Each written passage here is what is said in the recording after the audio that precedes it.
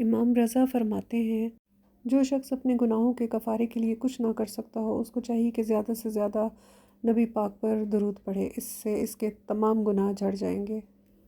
السلام علیکم، کیسے ہیں آپ سب جی؟ آج صبح سویرے کچن کا کام ختم کر کے فوراً میں اپنی بک ریڈنگ کی طرف آ گئی ہوں، کیونکہ پارٹ 2 بھی ہم نے تیار کرنا تھا۔ کافی دن سے میں چھوٹے چھوٹے جو چیزیں تھیں وہ سمجھ رہی تھی تاکہ میں آپ کو اچھی طرح سے اس بک کا ریویو دے سکوں۔ تو چلیں اب شروع کرتے ہیں۔ حضرت آدم علیہ السلام کی پیدائش، ابلیس کا سجدہ نہ کرنا، جنت میں رہنا، زمین پر اترنے کی وجہ، بی بی حوا سے جدائی، پھر ملنا، اور ان کے پہلے بچوں کی پیدائش کے بارے میں ہم نے پہلے اس میں پڑھ چکے ہیں۔ تو اب ہم سٹارٹ کرتے ہیں حابیل اور قابیل کی کہانی سے کہ وہ ان کی پہلی اولاد تھی۔ قابیل نے کس طرح حابیل کے ساتھ کس وجوہات پر دشمنی کی اور کس طرح اس کو قتل کیا، یہ سب اب ہم اس میں پڑھیں گے آگے۔ قابیل بڑا بھائی تھا، حابیل چھوٹا تھا۔ قابیل کھیتی باڑی کرتا تھا اور حابیل بکریاں چراتا تھا۔ قابیل کے ساتھ پیدا ہونے والی لڑکی کا نام اقلیمہ تھا، جو بہت زیادہ خوبصورت اور حسین تھی، اور حابیل کے ساتھ پیدا ہونے والی لڑکی جو بہن تھی اس کا نام لیودا تھا۔ خوبصورتی میں وہ کچھ اس سے کم تھی، اور شریعت کے قانون کے مطابق قابیل کے ساتھ پیدا ہونے والی لڑکی کا نکاح حابیل سے اور حابیل کے ساتھ پیدا ہونے والی لڑکی کا نکاح قابیل سے ہونا تھا، لیکن قابیل نے ایسا کرنے سے انکار کر دیا اور اس نے کہا کہ میرے ساتھ پیدا ہونے والی لڑکی کا نکاح ہی میرے ساتھ ہوگا۔ ان دونوں کی یہ بات جب حضرت آدم تک پہنچی تو انہوں نے کہا کہ تم دونوں اللہ کی راہ میں کوئی نہ کوئی چیز پیش کرو، جو سچا ہوگا اس کا صدقہ قبول ہو جائے گا، اور جو جھوٹا ہوگا اس کی طرف سے پیش کیا ہوا صدقہ قبول نہیں ہوگا۔ تو اس وقت کی علامت یہ تھی صدقہ قبول کرنے کی کہ جس کا صدقہ قبول ہو جاتا اسے قدرتی طور پر آنے والی آگ کھا جاتی، اور جو قبول نہیں ہوتا اسے آگ نہیں کھاتی تھی۔ دونوں بھائیوں نے قربانی کی تو حابیل کی قربانی قبول ہو گئی، جس کی وجہ سے قابیل کے دل میں حسد اور بغض اور زیادہ بھڑک اٹھا، اور اس نے حابیل کو قتل کرنے کی دھمکی دے دی۔ جب حضرت آدم مکہ چلے گئے، قابیل نے اپنے ہی بھائی کو قتل کر دیا، اور یہ روئے زمین پر پہلا قتل تھا۔ آگے یہ میپ بنایا ہوا ہے، اس کی وجہ سے کافی سمجھ آ جاتی ہے حابیل کو قتل کرنے والا مقام شام کہاں پہ ہے، اور جبل قادسیون کہاں پہ ہے۔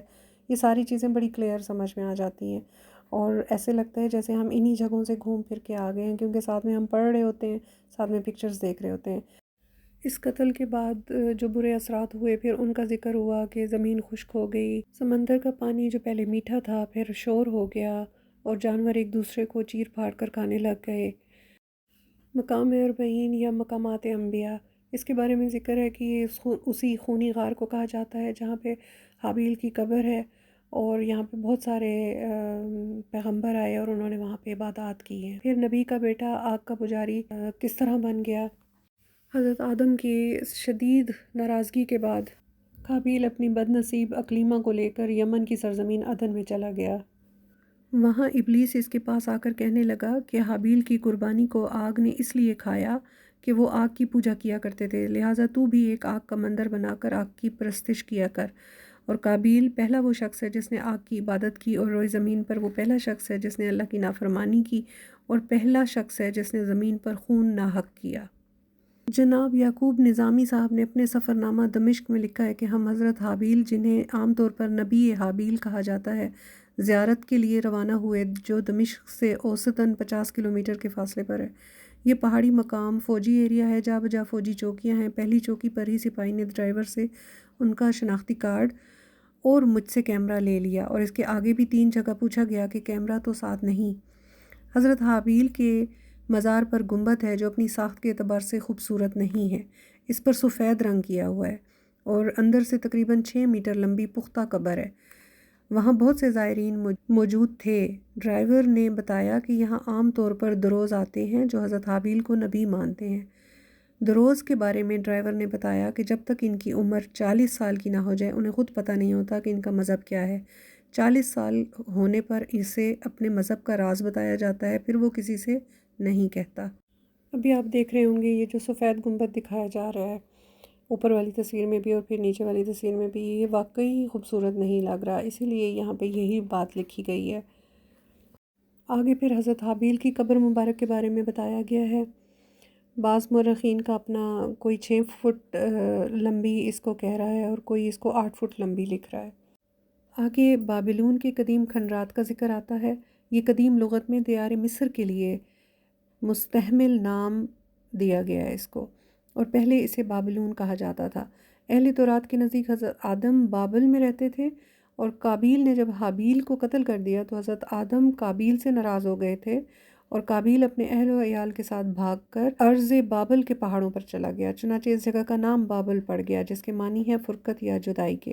پھر آگے یہ میپ آ جاتا ہے۔ اب اس کو دیکھتے ہوئے ہمیں ان تمام جگہوں کا پتہ چل جاتا ہے جہاں جہاں کا ذکر کیا جا رہا ہے۔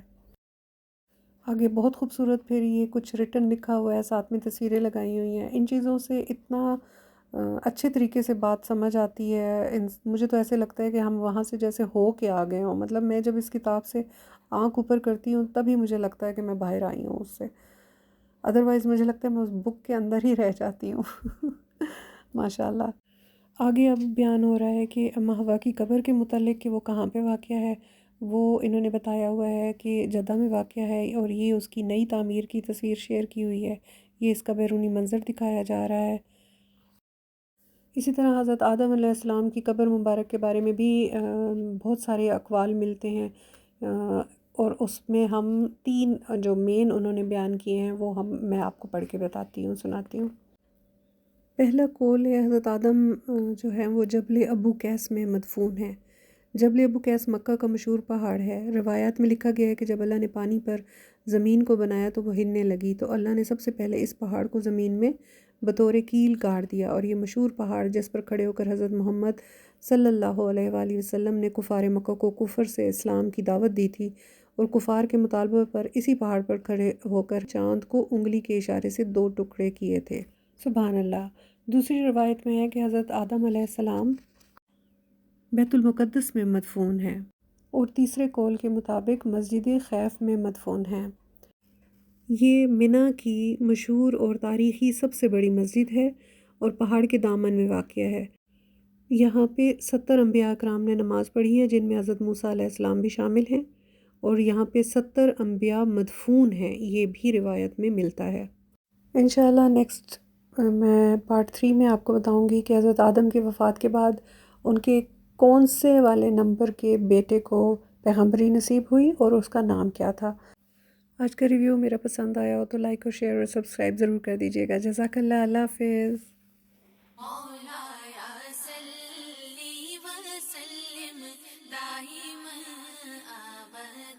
على حبيبك خير الخلق كل